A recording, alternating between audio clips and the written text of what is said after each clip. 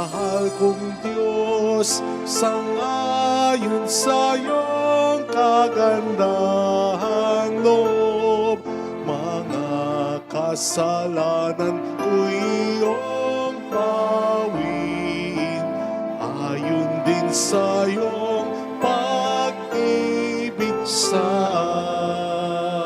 akin.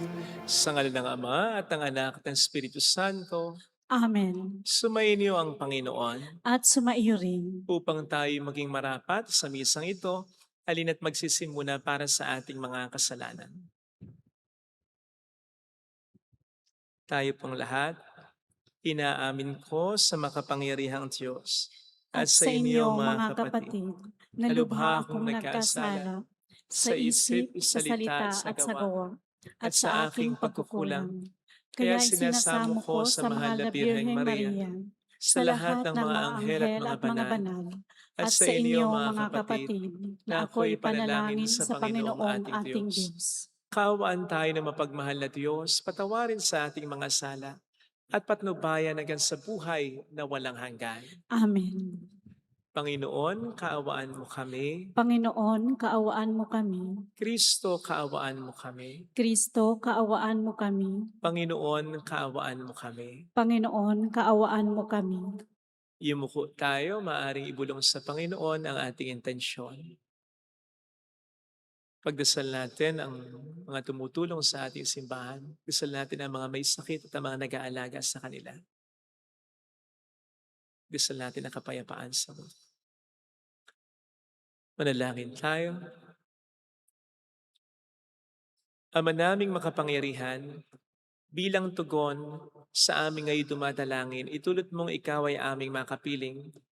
Ang pagtitiwala namin sa dakilang pag-ibig mo ay tunghayan mo sa aming ngayon naririto, upang sa pagkaparam ng bahid ng aming mga kasalanan, kami makapamuhay sa iyong kabanalan at maging ganap na tagapagmana ng iyong pangakong bigay.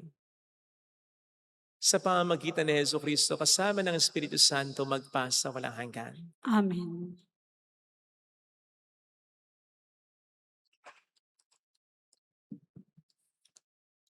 Ang salita ng Diyos mula sa aklat ng Henesis. Noong mga araw na iyon, nagpatira pa si Abram. Sinabi pa sa kanya ng Diyos, "Ito ang aking tipan. Ikaw ay magiging ama ng maraming bansa. Hindi na Abram ang itatawag sa iyo, kundi Abraham, sapagkat ginagawa kitang ama ng maraming bansa. Pararamihin ko ang iyong mga inapo at magtatatag sila ng mga bansa at may magiging hari sa kanila. Tutuparin ko ang aking pangako sa iyo at sa iyong lahi, at ako ang magiging Diyos niyo habang panahon. Ibibigay ko sa inyo ang lupaing ito na inyong tinitirahan ngayon. Magiging inyo na ang buong lupain ng Kanaan habang panahon, at ako ang magiging Diyos ninyo. Kayo naman ay dapat maging tapat sa ating tipan, ikaw at ang iyong lahi." Sabi pa ng Panginoon kay Abram. Ang salita ng Diyos. Salamat sa Diyos. Nasa isip ng may kapal ang tipan niya kailanman. Nasa isip ng may kapal ang tipan niya kailanman. Siya ay hanapin at ang kanyang lakas ay siyang asahan. Siya ay hanapin upang mamalagi sa kanyang harapan. Ating gunitain ang kahangan niyang mga gawa, ang kanyang paghatol, gayon din ang kanyang ginawang himala. Nasa isip ng may kapal ang tipan niya kailanman. Ito'y nasaksihan ng mga alipit anak ni Abraham, gayon din ang lahat ng anak ni Jacob na kanyang hinirang. Ang Panginoong Diyos ay ang Panginoong siyang ating Diyos. Sa kanyang paghatol ay nasasaklaw buong sansinukob. Nasa isip ng may kapal ang tipan niya kailanman. Ang tipang pangako'y laging nasa isip niya kailanman.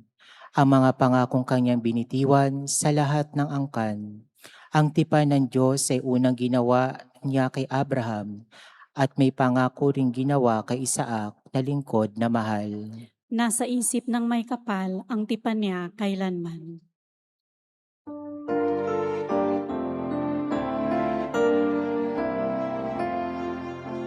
Di ba't sadyang may kapang sarili, dapat haina ng pagsisilbi at mamangha, ligaya'y dadalisay pag sa kapabuhay mo ay naalay. Bawat galing gamitin sa paglingap, laging damhin kung may naghihirap. At tandaan, ganyang pagmamahalan, unang-unang atas ng kabanalan.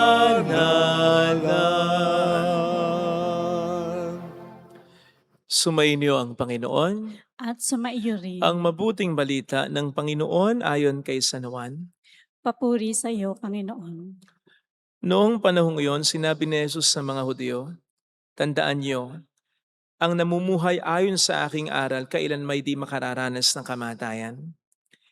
Sinabi ng mga Hudyo, "Ngayon natitiyak naming inaalihan ka nga ng demonyo. Namatay si Abraham at ang mga propeta. Pero sinasabi mong hindi mamamatay kailanman? Ang sinumang namumuhay ayon sa iyong aral?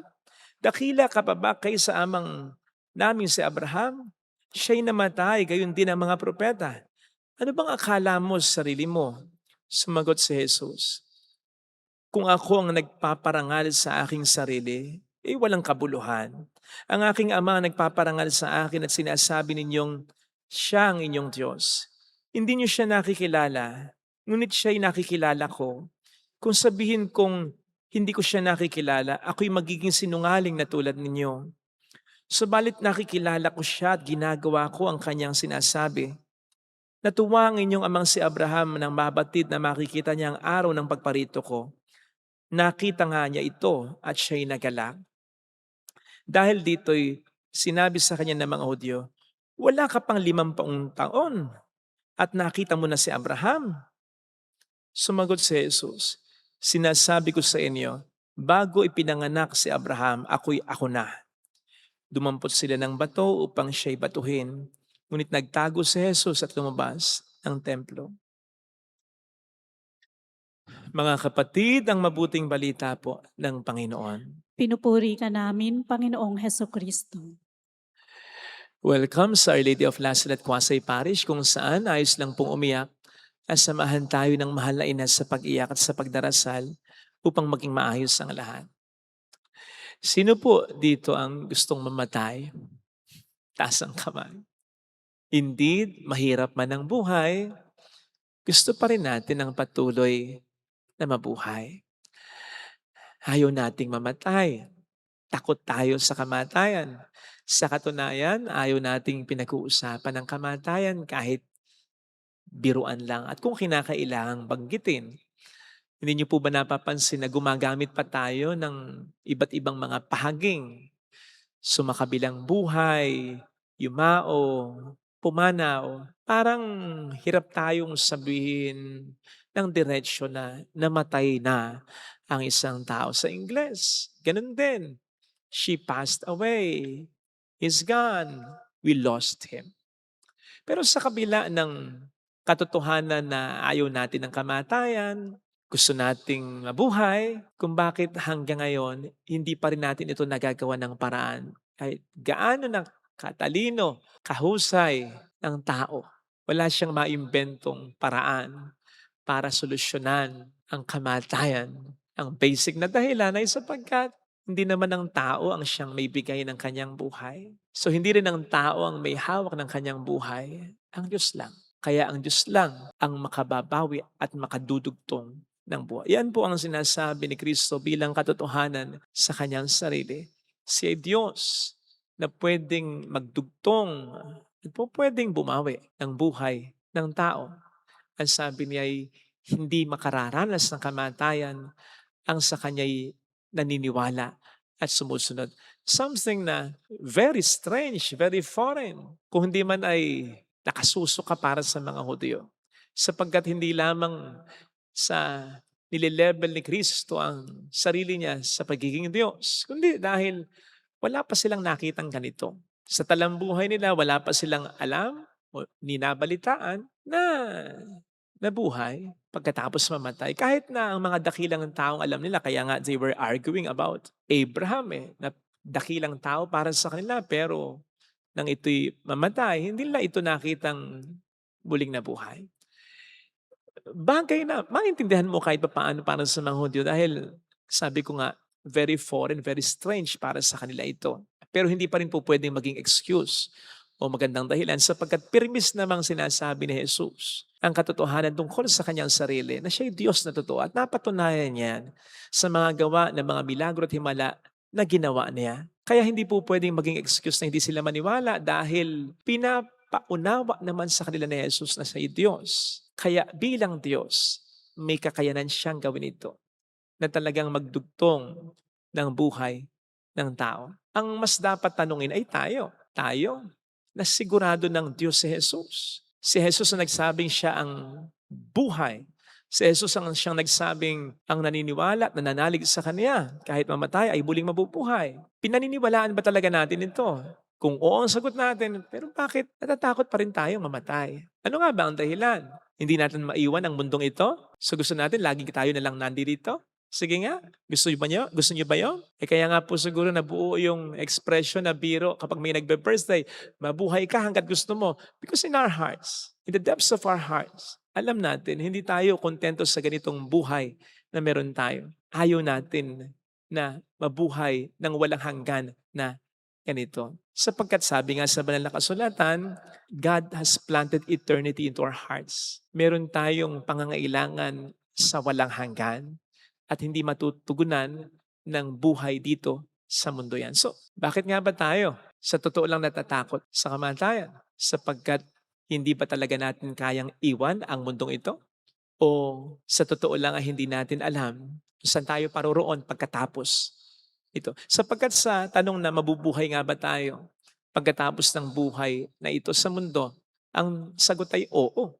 Inasmuch as may kaluluwa tayo na kapag namatay ang ating katawan ay humihiwalay ito, buhay ito. Kaya nga ang tawag natin sa bangkay ay mga labi, remains. Yun yung katawang naiwan sapagkat buhay ang kaluluwa niyan. Yun nga lamang, hindi natin alam kung saan ito pupunta. Kung ito'y mapupunta ng langit, edi ito'y patuloy na mabubuhay. Pero kapag ito'y napunta ng impyerno, araw-araw ito sa loob ng walang hanggan na panahon ay mamamatay. May kwento nga po tungkol sa isang lapida daw dati sa England na may nakasulat na mga words na ganito.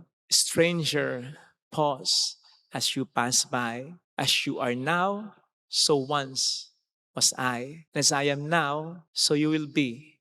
And so prepare for death and follow me. May rhyme na makatotohanan pa sapagkat basically ang sinasabi nung nasa lapida, mamamatay ka rin.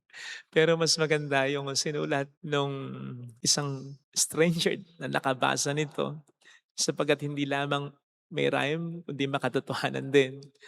Ang sabi niya bilang sagot sa statement na ito, to follow you, I am not content until I know which way you went. Sa madaling salita, oo, sa kamatayan, susundan talaga kita. Pero gusto ko munang malaman saan ka napunta. Indeed, mga kapatid, mahirap naman talagang harapin ang katotohanan ng kamatayan dahil hirap tayong iwan ang mundong ito at hindi rin natin alam ang ating paroroonan pagkatapos nito. Pero kung malalaman natin na mas magandang dihamak sa buhay na ito ang buhay sa kabila na naghihintay sa atin, hindi man mawala ng lubusan ay mababawasan ng malaki ang takot natin sa kamatayan. At binibigyan nga po tayo ng Panginoon ngayon ng kapangyarihan para dyan. At yun ay kung siya'y ating pananaligan at susundin lamang. Sa gayon, makikita natin ang kamatayan sa lente ng ating pananampalataya.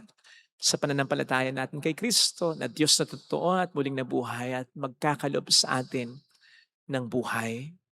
Sabi nga po ng isang French philosopher na si Jean Paul, life is a sea between B and D. Kasi nga po sa alphabet, di ba, ang letters B and D ay napapagitnaan ng C. So, para sa kanya, life is a C between B and D.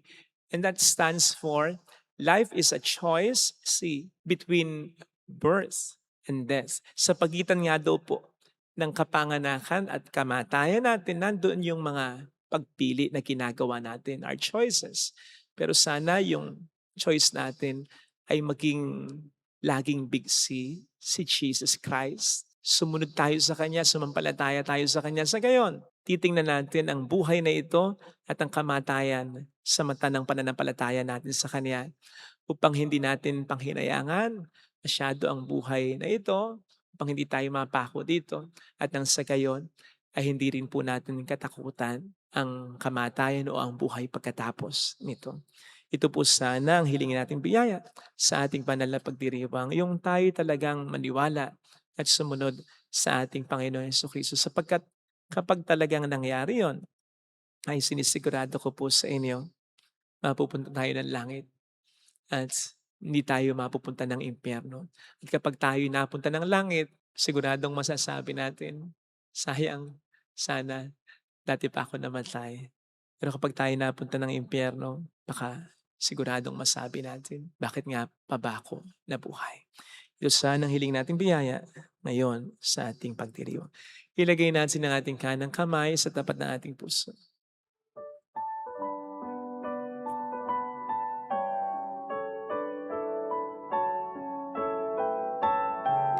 Awitin natin. Alam kong may magagawa ang Diyos.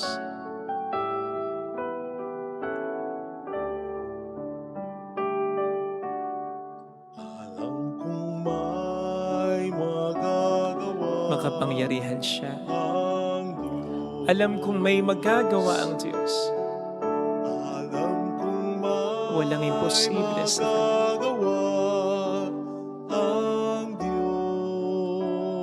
Kung ako'y magtatapat, Kung ako'y magtatapat sa Kaniya'y maglilingkod, sa Kanya'y maglilingkod, alam kong may magagawa ang Diyos. may magagawa ang Diyos. Alam kong diringgin ng Diyos ang samo ko, Alam kong di sapagkat anak niya ako.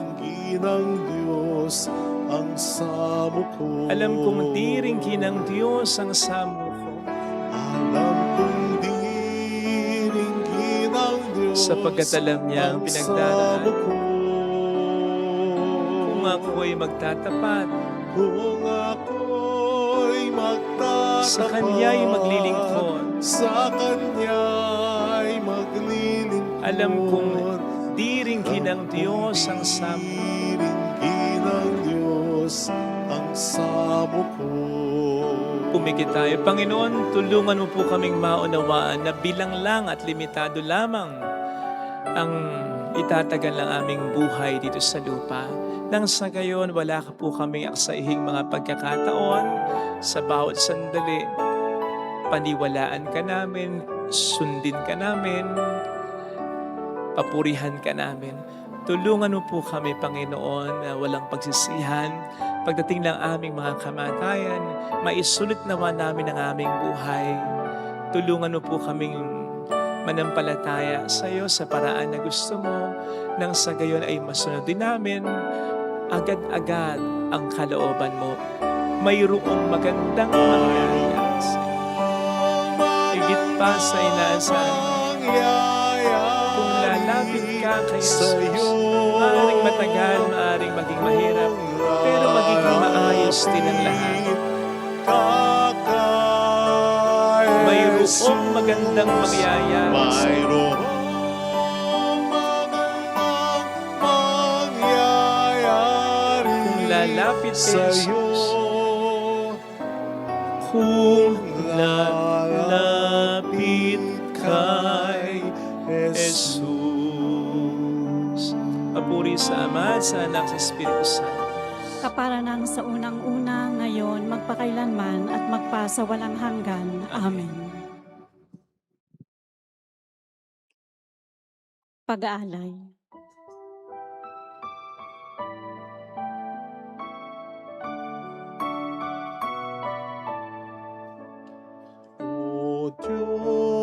Diyos, narito ang tanging alay ko at sa kamay mo inihandog ko alak at tinapay aming pinagpaguran maging aming buhay tanging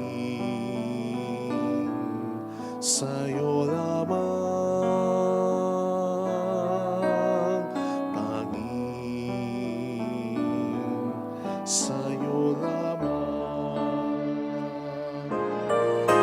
O Diyos, narito ang tanging alay ko at sa kamay mo inihandog ko alak at tinapay aming pinagpaguran maging aming buhay tanging sa'yo lamang, tanging sa'yo lamang. Manalangin tayo, pang ating handog ay maging kalugod-lugod sa Diyos Amang makapangyarihan. Tanggapin nawa ng Panginoon itong paghahain sa iyong mga kamay, sa kapurihan niya at karangalan, sa ating kapakinabangan at sa buong sambayanan niyang banal. Ama naming lumikha, kalugdan mo ang paghahain ng mga natitipon dito upang ito'y pakinabangan sa pamumuhay namin sa mundo at sa pagkakamit ng kaligtasan ng mga tao sa pamamagitan ni Jesucristo at sa mga Espiritu Santo magpa sa walang hanggan. Amen. Sumayin niyo ang Panginoon. At sumaiyo rin, Itaas sa Diyos ang inyong puso at diwa. itinaas na namin sa Panginoon. Pasalamatan ang Panginoong ating Diyos. Marapat na siya ay pasalamatan. Ama naming makapangyarihan, tunay ngang marapat na ikaw ay pasalamatan sa pamamagitan ni Jesucristo na aming Panginoon. Sa aming kusang pagtiis ng hirap, tinutulungan mong aming maitumpak ang kinamihas ng pagsalungat sa pananagutang iyong iniatas.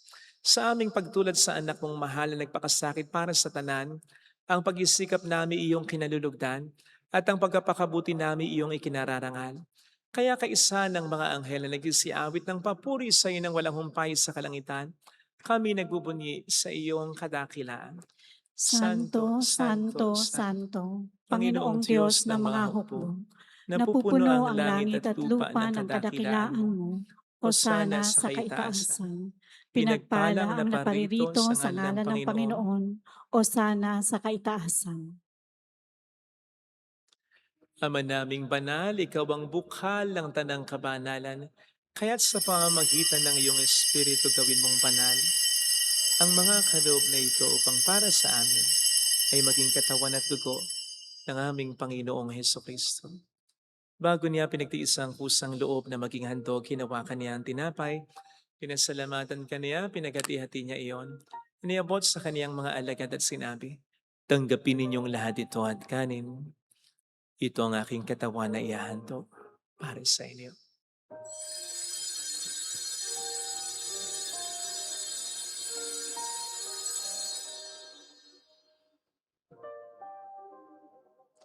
Gayun din naman nang matapos ang hapunan, nawakan niya ang kalis.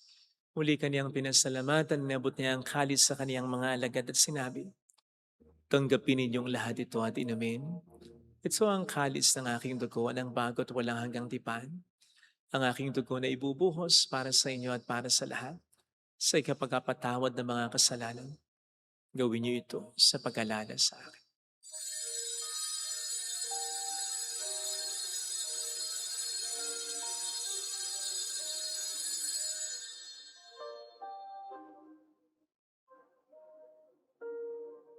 Ang misteryo ng ating pananampalataya. Si Kristo'y namatay, si Kristo'y nabuhay, si Kristo'y babalik sa wakas ng panahon. Ama, ginagawa namin ngayon ang pagkalaala sa pagkamatay at muling pagkabuhay ng iyong anak. Kaya inialay namin sa iyong tinapay ng buhay at ang kalis ng kaligtasan. Kami nagpapasalamat dahil kami yung minarapat na tumayo sa harap mo para maglingkod sa iyo. Sinasamo namin kami na magsasalo sa katawan at dugo ni Kristo ay mabuklod sa pagkakaisa sa pamamagitan ng Espiritu Santo. Amalingapin mo ang iyong simbahang laganap sa buong daigdig. Puspusin mo kami sa pag-ibig. Kaisa, ni Leo na aming Papa, ni Dennis na aming Obispo at ang Tanang Kaparian. Alalahanin mo ang mga kapatid naming nahimlay ng may pag-asang sa libuling mabubuhay, lalo ng aming mga ipagdarasal. Kaawaan mo sila at patuloyin sa iyong kaliwanagan. Kaawaan mo at paging tapatin kaming lahat na makasalo sa iyong buhay na walang wakas.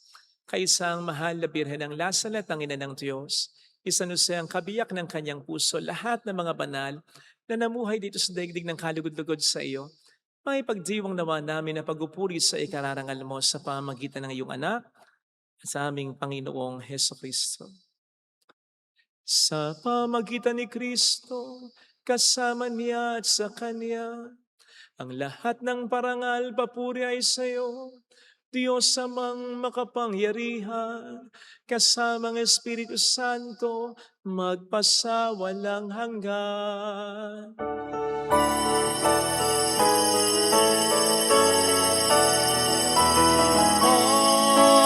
Amen, amen.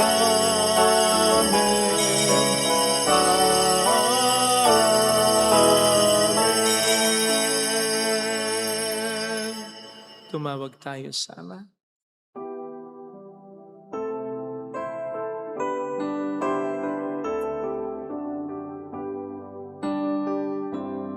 Ama namin, sumasalangit ka, sambahin ang ngalan mo, mapasa amin ang kaharian mo, sundin ang loob mo, dito sa lupa, mananang sa langit. Bigyan mo kami ngayon ng aming kakanin sa araw-araw. At patawarin mo kami sa aming mga sala, para na pagpapatawad namin sa nagkakasala sa amin. At huwag mo kaming ipahintulot sa tukso, at iadya mo kami sa lahat ng masama. Iniling namin kami adya sa lahat ng masama, pagkalooban ng kapayapaan araw-araw, iligtas sa kasalanan, samantalang aming pinaghahandaan ang dakilang araw ng pagpapahayag ng tagapagligtas namin sa Heso Kristo. Sapagkat iyo ang kaharian, ang kapangyarihan at ang kapurihan magpakailanman. Amen. Panginoong Heso Kristo, sinabi mo noon, sinasabi mo rin sa amin ngayon, kapayapaan ang iniiwan ko sa inyo, aking kapayapaan ang binibigay ko. Tunghayin mong aming pananampalataya, huwag ang aming pagkakasala. Pagkalooban mo kami ng kapayapaan at pagkakaisa sa iyong kalooban, kasama ang Espiritu Santo magpasa walang hanggan.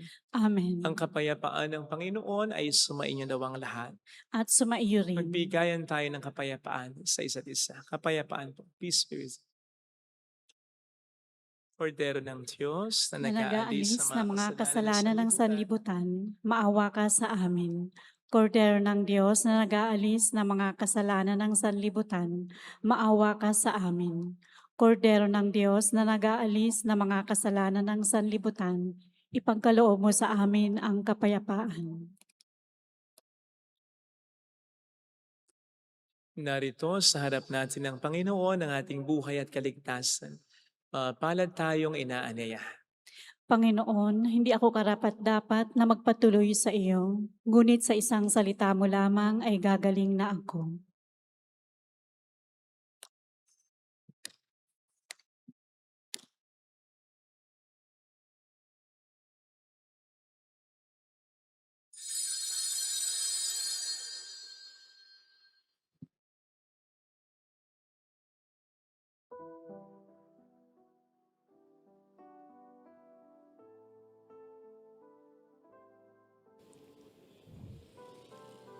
Panalangin para sa espiritual na pakikinabang.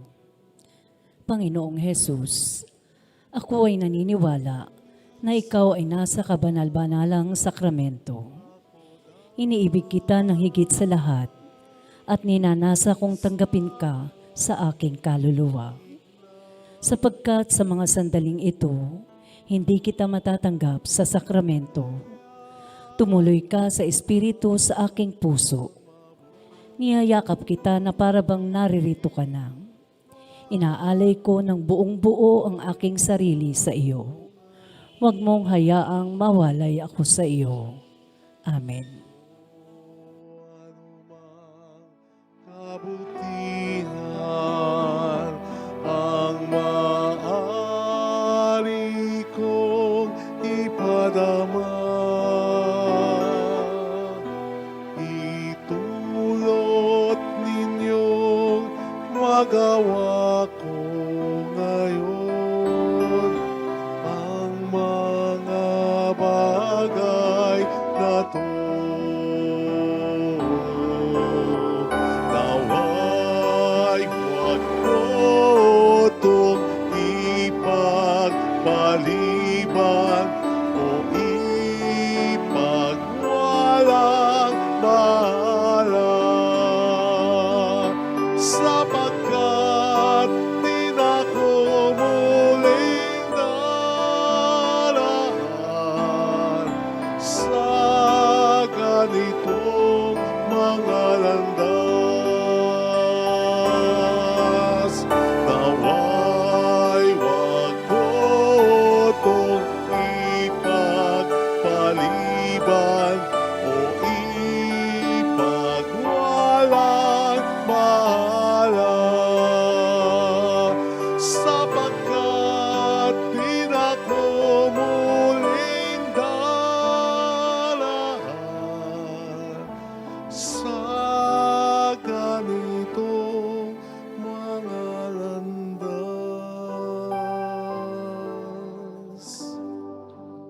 Manalangin tayo. Ama naming mapagmahal, kaming iyong pinagsalo sa iyong piging na banal, ay lumuluhog sa iyong pagmamahal upang kaming tumanggap ng banal na pakikinabang ay maging mga kasalo sa buhay na walang katapusan.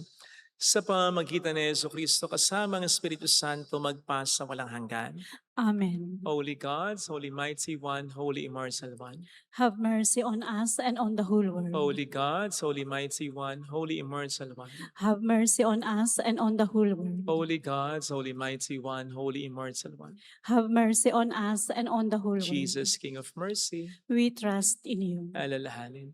Alalahanin, o mahal na Birhen ng Lasalet, ina ng pag-asa. Ikaw ang nagpaalala sa aming magbalik loob sa Ama. Ito ang nagpapatunay na ang kagandahang loob mo'y nanatiling busilak. Sa pag-aaruga mo sa amin, tungkulin mo'y tinupad. Sa paanan ni Kristo'y itinuring mo kaming mga tunay mong anak. Kaya ninais mong ni isa'y huwag mapahamak. Maging sa iyong walang tigil na pananalangin, pati luhay pumatak. Huwag namang mawala ng saysay ang iyong paghihirap. Hiling nawa namin sa iyo, o aming inang liyag, na matapos ang pakikibaka namin sa mundong ito at sa pananatili naming tapat kay Kristo. Sa kapurihan mo'y makibahagi kaming ganap, upang kung nasaan ka ngayon ay maparoon din kaming lahat, at ang kaganapan ng kaluwalhatian ng Diyos Amay tuluyang matupad siya nawa. Mahal na Birhen ng Lasalet, tagapagkasundo ng mga makasalanan. Ipanalangin mong walang patid kaming mga dumudulog sa iyo. Maraming pong salamat sa inyong pakikisa at sa mga tulong na binibigay ninyo na nagiging dahilan para marami din po tayong matulungan, lalo na po ngayon na mahirap ang buhay. Salamat po, ang Panginoon na po lagi ang bahala sa inyo. Yun po ang lagi naming dasal dito. Thank you. Salamat. Sumainyo ang Panginoon.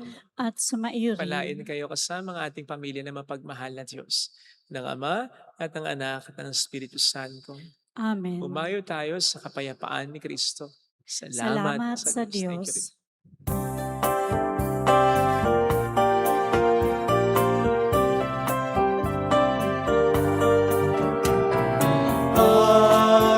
Aming iniaalay ang pag-ibig na walang kapantay. Okay, sarap mabuhay kung may nagmamahal,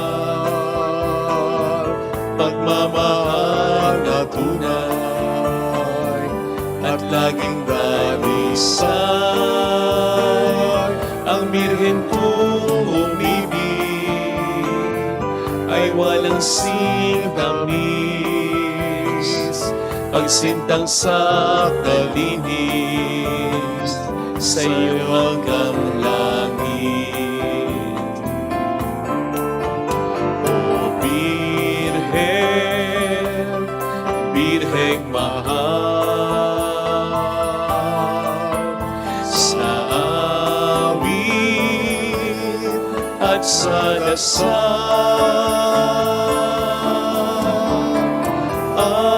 aming